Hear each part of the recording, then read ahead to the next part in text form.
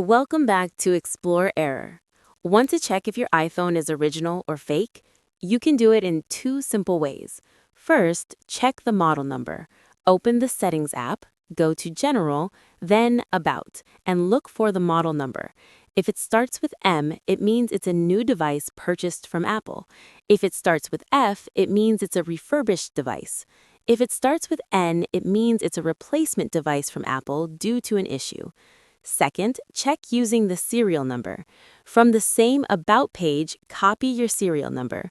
Open Safari and go to checkcoverage.apple.com. Paste your serial number and tap Submit. You'll see the purchase details and coverage of your iPhone. Using these two methods, you can quickly check whether your iPhone is original.